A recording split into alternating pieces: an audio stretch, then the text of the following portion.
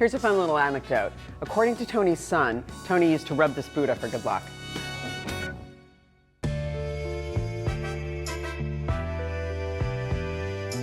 Another remarkable thing about this apartment is every part of it is designed to be cozy and comfortable, including this beautiful living room where I'm sitting in front of this cozy gas fireplace.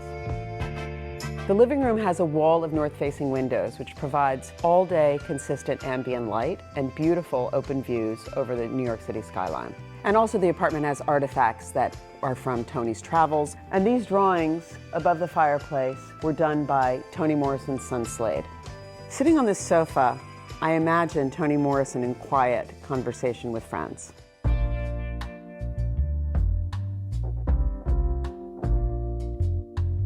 This library is one of my favorite rooms in the whole apartment. There's the computer desk where, of course, Toni had to answer emails, but she also maintained her writing desk where she wrote by hand.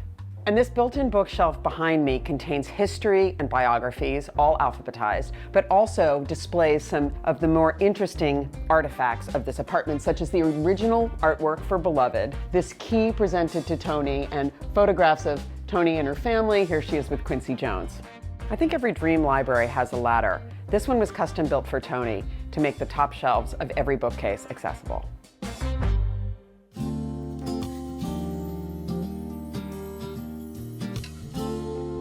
This is the main bedroom of the apartment, a wonderful, spacious room with beautiful open exposures north and east over Tribeca. One of the other things I love about this bedroom is this glamorous custom built-in with these antique lanterns. The main bedroom is very gracious. There's a huge walk-in closet, a beautiful spot for a dressing table with a mirror, a massive main bathroom with a giant soaking tub and double sinks. And the bedroom itself is even large enough to have a sofa on which to read.